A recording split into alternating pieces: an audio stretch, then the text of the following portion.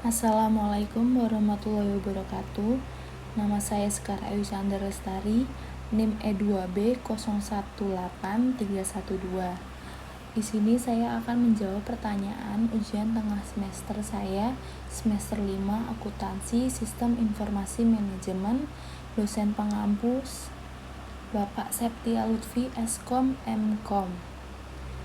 Nomor 1, sebutkan 5 manfaat dari CBIS bagi sistem pengendalian manajemen. Yang pertama itu ada manfaatnya penghematan waktu. Yang kedua itu penghematan biaya. Yang ketiga peningkatan efektivitas. Yang keempat pengembangan teknologi.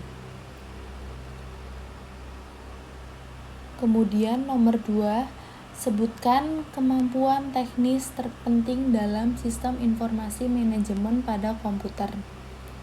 Yang pertama itu ada pemrosesan data batch, yang kedua ada pemrosesan online dan real time, yang ketiga itu ada komunikasi data dan switching pesan, yang keempat ada pemasukan data jarak jauh dan up data file. Yang kelima itu ada pencairan, record, dan analisis.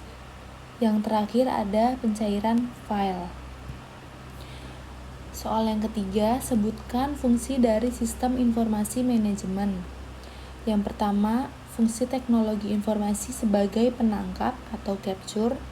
Yang kedua, ada fungsi teknologi informasi sebagai pengolah atau disebut juga dengan processing. Yang ketiga, ada fungsi teknologi informasi sebagai penghasilan atau disebut dengan generasi. Yang keempat, ada fungsi teknologi informasi sebagai penyimpan atau disebut dengan storage. Yang kelima, ada fungsi teknologi informasi sebagai pencari kembali. Yang terakhir, ada fungsi teknologi informasi sebagai transmisi. Soal nomor 4, bagaimana SIM yang baik? SIM yang baik adalah SIM yang mampu menyeimbangkan biaya dan manfaat yang akan diperoleh. Artinya, SIM akan menghemat biaya, meningkatkan pendapatan yang muncul dari informasi yang sangat bermanfaat. Organisasi harus menyadari apabila mereka cukup realistis dalam keinginan mereka, cermat dalam merancang dan menerangkan SIM agar sesuai keinginan serta wajar dalam menentukan batas biaya dari titik manfaat yang akan diperoleh, maka SIM yang dihasilkan akan memberikan keuntungan dan uang. Soal yang kelima, apa kelebihan dan kekurangan SIM? Yang pertama, ada kelebihan dari SIM yaitu peningkatan efisien operasional investasi di dalam teknologi sistem informasi dapat menolong operasi perusahaan menjadi lebih efisien. Yang kedua, memperkenalkan inovasi dalam bisnis. Penggunaan ATM dalam perbankan merupakan contoh yang baik dari inovasi teknologi sistem informasi. Yang ketiga, membangun sumber-sumber informasi strategis. Teknologi sistem informasi memampukan perusahaan untuk membangun sumber informasi strategis sehingga mendapat kesempatan dalam keuntungan strategis. Di sini ada kekurangan SIM, yaitu dapat memberikan dampak bagi lingkungan sosial seperti pengurangan tenaga kerja, sehingga dapat menambah angka pengangguran. Fungsi manusia sebagai tenaga kerja banyak tergantikan oleh teknologi-teknologi yang ada. Karena dengan teknologi tersebut, perusahaan merasa lebih diuntungkan. Yang keenam, soalnya yaitu jika sistem informasi semakin banyak mendukung bisnis dan menghadirkan berbagai platform baru yang makin canggih, apa tantangan untuk organisasi bisnis itu tersendiri? Yang pertama, harus selalu mengikuti perkembangan sistem informasi. Yang kedua, harus selalu update mengenai kemajuan sistem informasi. Karena banyak platform baru yang semakin canggih pun bermunculan. Yang ketiga adalah selektif dalam memilih platform. Yang terakhir, meningkatkan kinerja para spesialis di bidang sistem informasi.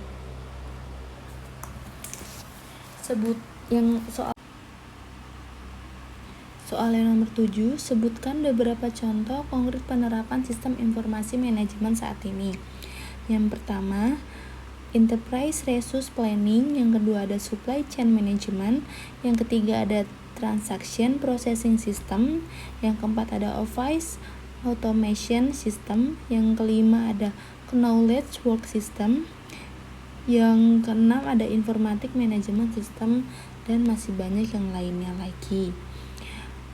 Yang kedelapan, soalnya jelaskan apa yang dimaksud dengan interface antara manajer dan mesin, dan sebutkan bentuk komunikasi antara manajer dan komputer. Jawabannya adalah interface antara manajer dan mesin yaitu titik kontak di mana sistem komputer memberikan informasi kepada manajer atau di mana manajer memberikan data kepada sistem komputer. Bentuk komunikasi antara manajer dan komputer itu ada 4. Yang pertama ada pengembangan program komputer, yang kedua ada dialog atau menyelami file, yang ketiga ada mengakses data, yang keempat ada memasukkan input. Soal nomor 9, apa saja manfaat utama dari perkembangan sistem informasi bagi sistem pengendalian manajemen? Manfaatnya itu ada 5. Yang pertama ada penghematan waktu atau time saving, yang kedua ada penghematan biaya, cost saving, peningkatan effectiveness,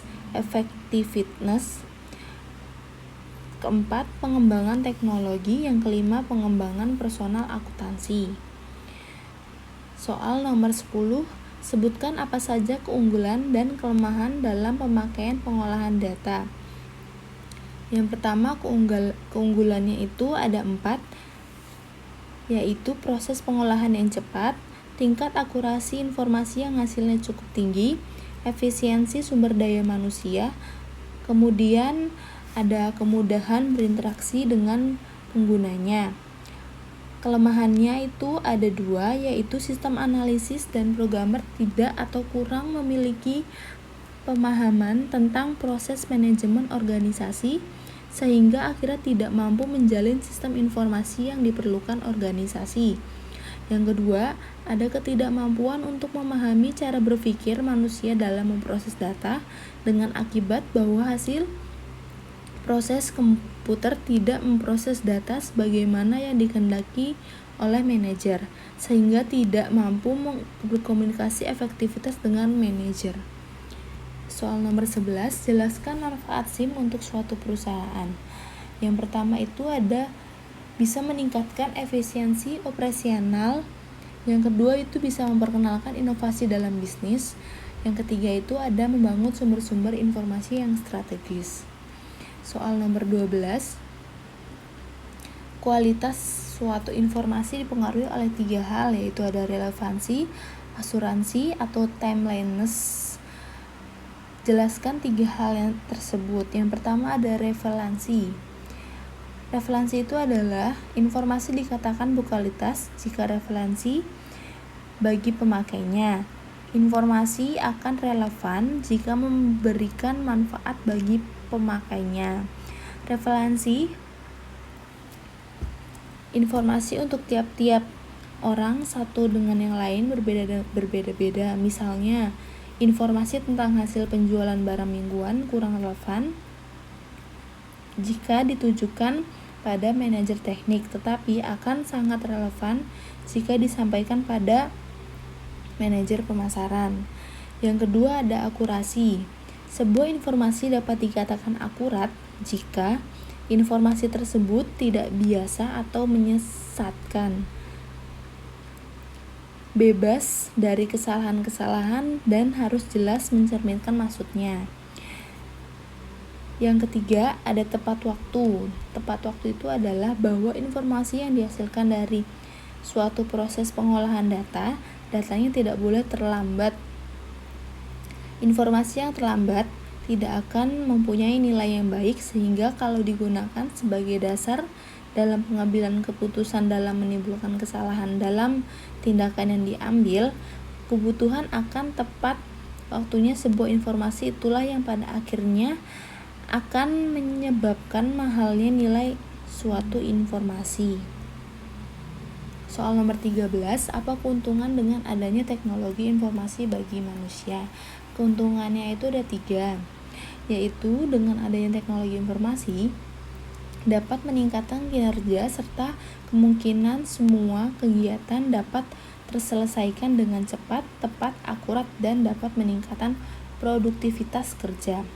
Yang kedua, dapat menghasilkan informasi yang berkualitas dan sangat relevan baik untuk keperluan pribadi, bisnis, kesehatan, dan lain-lain. Yang ketiga, dengan adanya internet dapat berinteraksi tanpa batasan jarak fisik, waktu, kelas, dan jarak geografis. Yang ke-14 soalnya ada apa saja karakteristik SIM, sebutkan dan jelaskan. Karakteristik SIM ada 5. Yang pertama itu elemen sistem dapat berubah suatu subsistem atau bagian-bagian sistem suatu sistem berapapun kecilnya selalu mengandung elemen-elemen. Yang kedua ada batas sistem. Batas sistem merupakan daerah yang membatasi antara suatu sistem dengan sistem lainnya atau dengan lingkungan lainnya. Batas sistem kemungkinan suatu sistem dipandang sebagai satu kesatuan. Yang ketiga ada lingkungan luar. Lingkungan luar sistem adalah apapun di luar batas sistem yang mempengaruhi dan dipengaruhi operasi.